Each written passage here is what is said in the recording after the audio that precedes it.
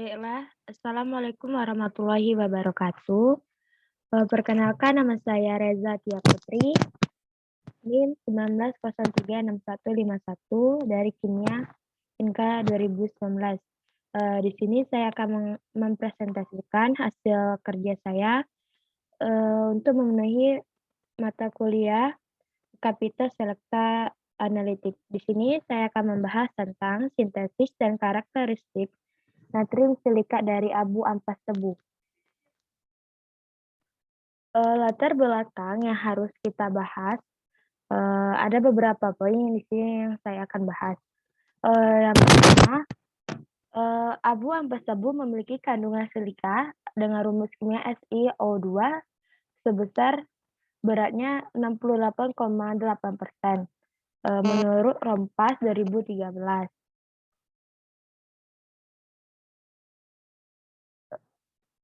Selanjutnya, ada silika sanggup digunakan selaku adsorben sebab mempunyai gugus silanol SiOH serta gugus siloksan dengan rumus SiOSi dan mempunyai pori-pori yang besar serta luas permukaan yang khas. Dan yang ketiga, silika ataupun silikon dioksida SiO2 ia senyawa yang banyak ditemui dalam bahan galian yang disebut pasir kuarsa. Selanjutnya ada FTIR untuk penentuan gugus guna serta EDS buat analisis komposisi dan kandungan faktor yang terkandung dalam industri. Dan yang terakhir, silika atau silikon dioksida ialah senyawa yang banyak ditemui dalam bahan galian yang disebut pasir kuarsa. Oke. Selanjutnya, ada beberapa rumusan masalah yang akan saya bahas. Yang pertama, bagaimana cara mempreparasi abu ampas tebu. Dan yang kedua, senyawa apa saja yang terkandung di dalam ampas tebu. Dan yang ketiga, bagaimana spektrum FTIR sampel natrium silikat. Dan yang terakhir, bagaimana hasil EDS natrium silikat.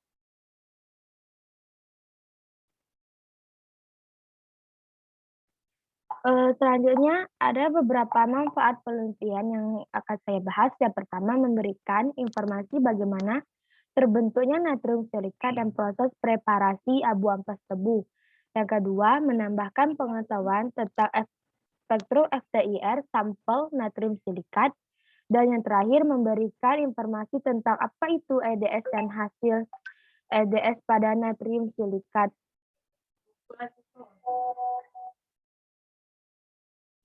Selanjutnya ada beberapa tujuan penelitian pada makalah saya. Yang pertama, untuk mengetahui spektrum FTIR sampel natrium silikat. Yang kedua, untuk mengetahui proses preparasi abu ampas tebu. Yang ketiga, untuk mengetahui mekanisme terbentuknya natrium silikat. Dan yang terakhir, untuk mengetahui hasil SDS natrium silikat.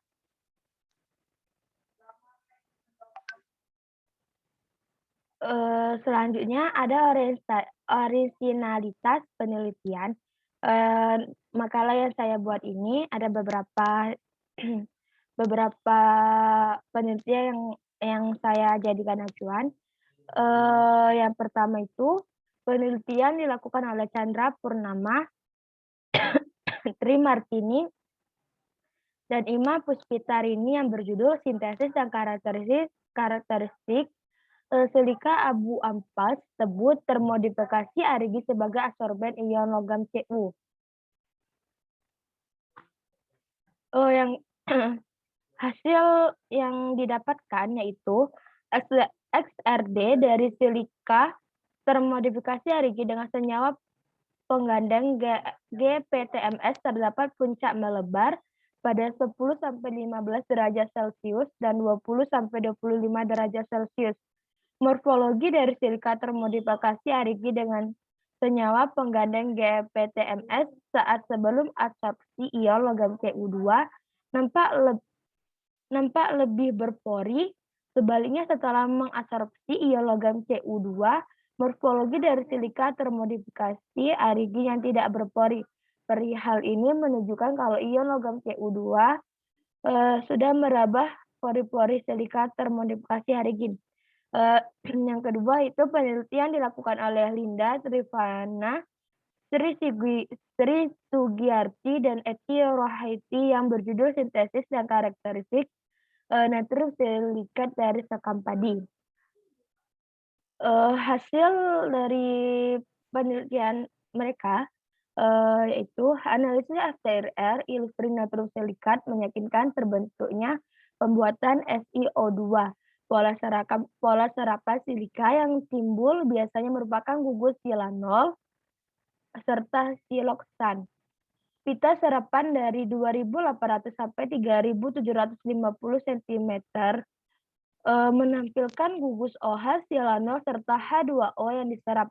Bilangan gelombang 682,8 cm menampilkan jalinan silakson serta vibrasi ulur SiO pada silanol pada bilangan gelombang 972,12 cm. Hasil SDS menampilkan kalau unsur-unsur yang ada dalam natrium silikat merupakan oksigen 71,89%, natrium 22,63%, serta silikol 5,39%. Yang terakhir itu seminar nasional yang disusun oleh Muhammad Imam Solihuddin, Kushairi Quraisyin Al-Furois, dan Nana Dia Siswati yang berjudul Pemanfaatan Silika Rogel dari Abu Sekapadi sebagai absorben logam barat Cu. Hasil penelitian tersebut, absorben silika Rogel mempunyai luas permukaan 183,8002 meter per gram.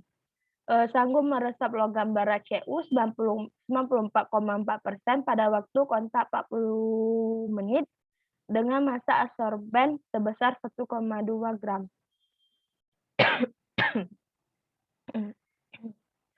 Selanjutnya ada kajian teori.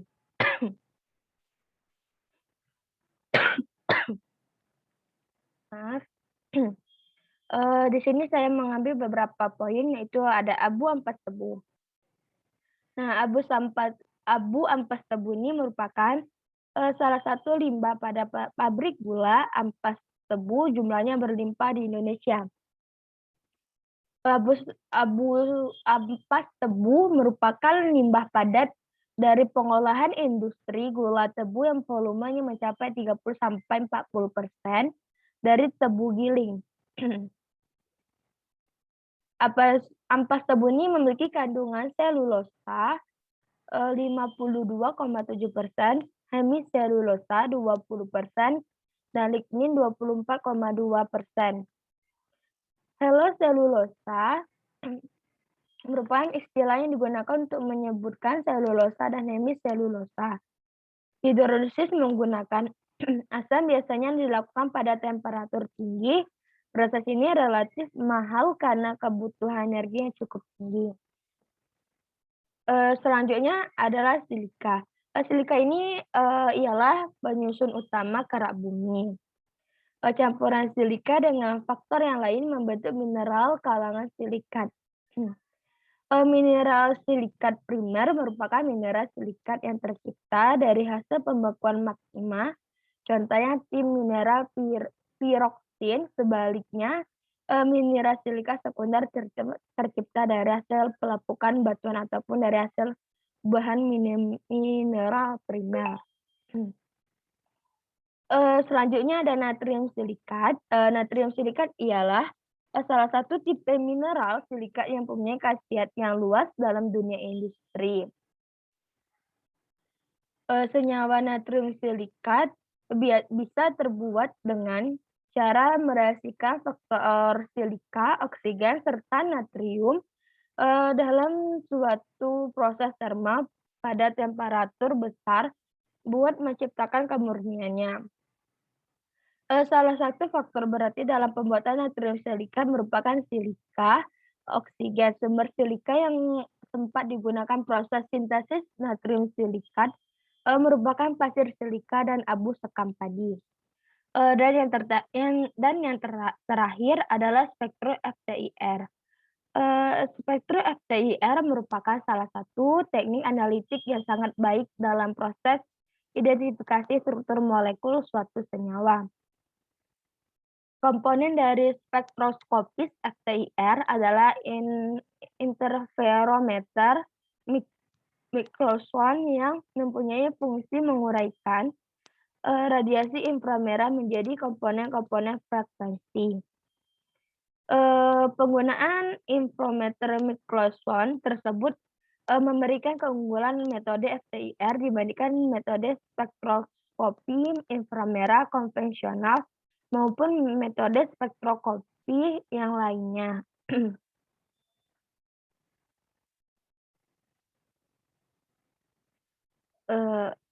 Kita masuk ke bab 3, yaitu tentang metodologi penelitian. Di sini kita menggunakan bahan abu ampas tebu, Aqueous, NaOH atau natrium hidroksida, asam klorida atau HCl, kertas pH.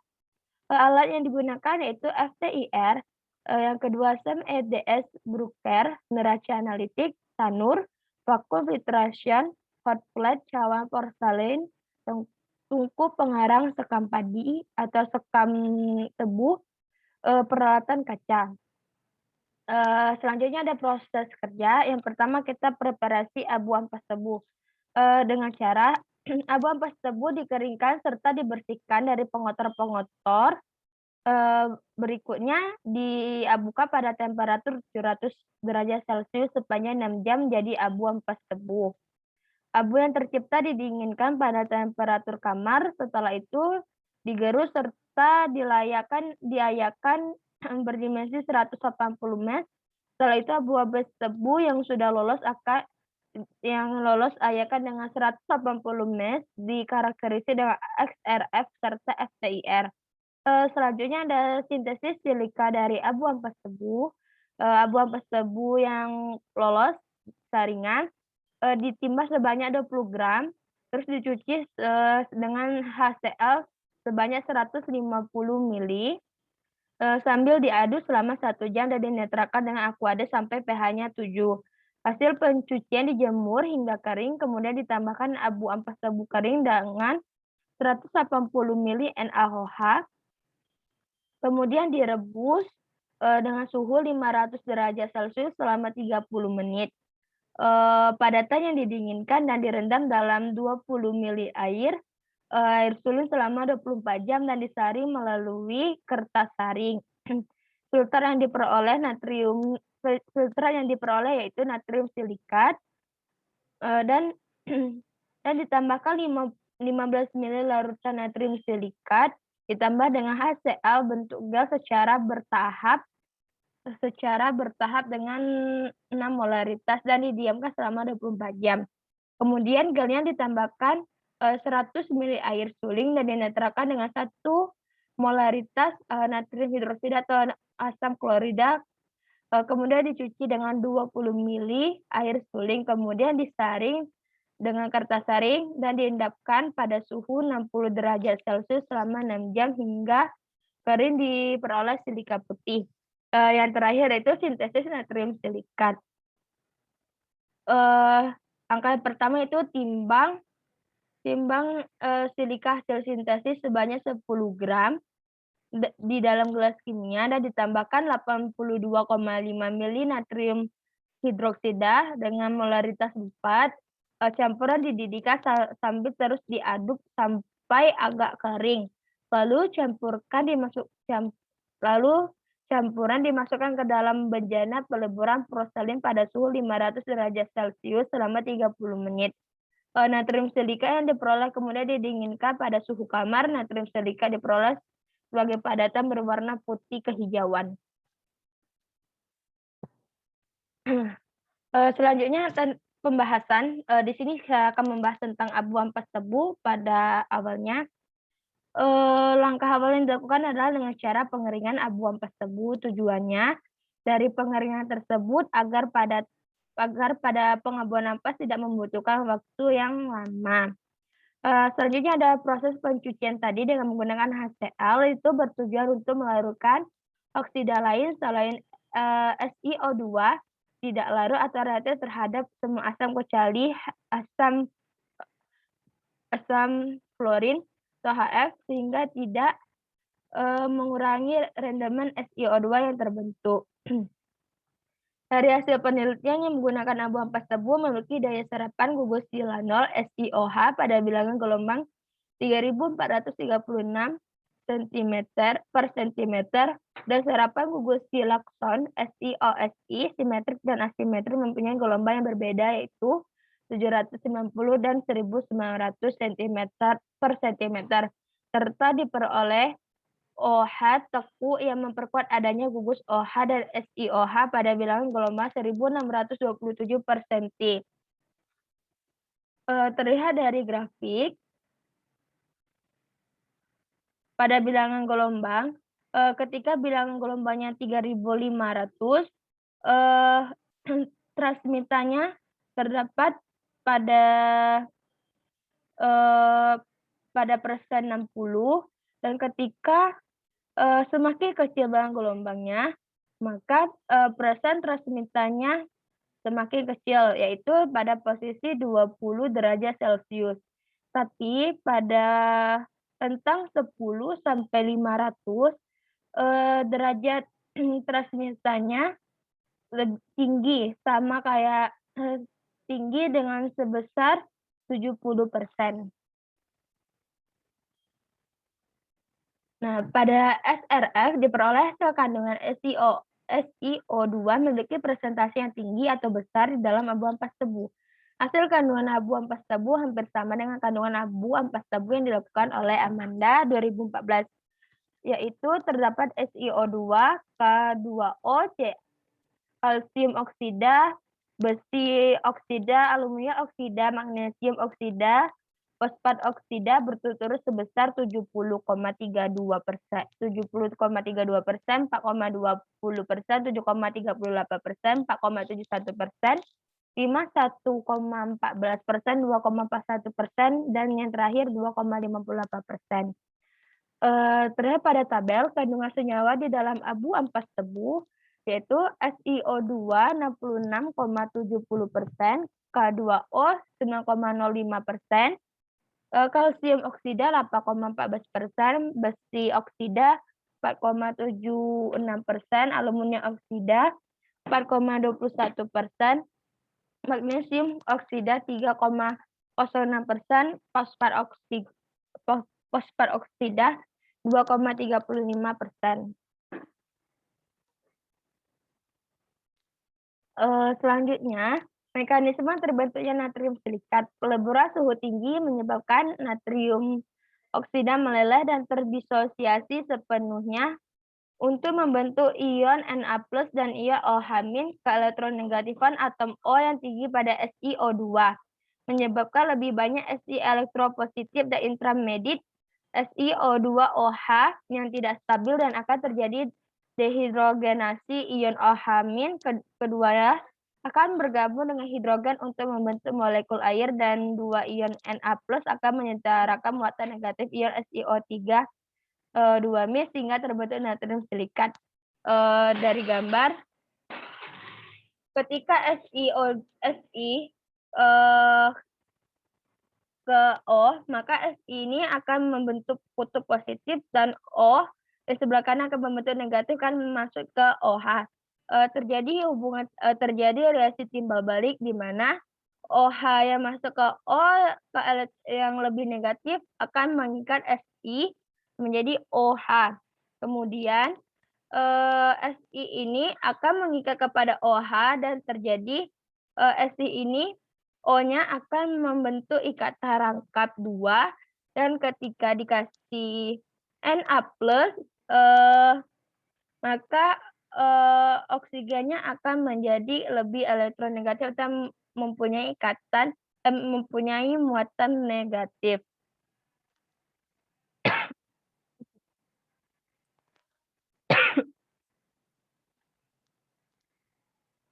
Selanjutnya, spektrum FTIR.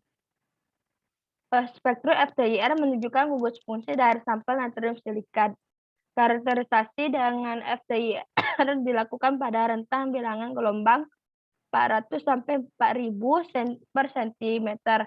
Modus serapan silika yang muncul biasanya adalah gugus silanol dan siloxan. Pita serapan pada bilangan gelombang 416,62 per centimeter, 528,5 per centimeter, dan 560,22 per centimeter menunjukkan vibrasi lentur dari gugus siloxan. Bilangan gelombang vibrasi ulur simetri SiO dalam siloxan adalah 713,66 per centimeter dan 771,53 per centimeter. Kita selanjut. Di sini ada tabel daerah puncak bilangan gelombang pada spektrum FTIR natrium silikat. Bisa dilihat ketika intensitas 449,927 bilangan gelombangnya 2387,87. Nah, sedangkan untuk intensitas 34,138 itu lebih tinggi dibandingkan dengan 49, di mana panjang gelombangnya itu 2985,81. Nah, untuk yang 34,138 gugus fungsinya itu gugus OH, silanol, dan H2O. Sedangkan untuk 49,927 yaitu vibrasi teku SiO siloxan. Oke. Hasil dari spektrum FTIR itu memberikan bahwa terjadi pembentukan SiO2. Reaksi pembentukan SiO2 yang terjadi menurut Nuryono 2014 dengan sebagai berikut: senyawa karbon, hidrogen, dan silikon ditambah dengan O2 akan menghasilkan CO2 gas dan H2O gas, dan ditambah SiO2 solid atau padatan. Dan juga terjadi kondensasi gugus silanol seperti SiOH menghasilkan SiO, Si tambah H2O. Mekanisme reaksi kondensasi gugus silanol. Reaksi kondensasi melibatkan mekanisme reaksi substitusi nukleofilik SN2 atom O pada anion silikat menjadi atom silikon pada gugus silanol. Anion silikat akan menggantikan OH- pada SiOH membentuk siloxan, dan OH- yang dilepaskan akan bergabung dengan H+ untuk membentukkan molekul air. Ini hasil EDS, yaitu bisa dilihat pada gambar. Ternyata untuk oksigen lebih besar dibandingkan natrium dan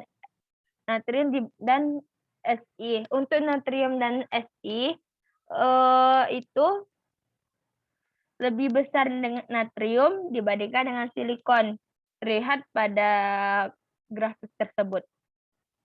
Kesimpulan yang dapat saya ambil yaitu abu ampas tebu dapat melakukan serapan gugus silanol pada bilangan gelombang 3436 dan gugus siloxan.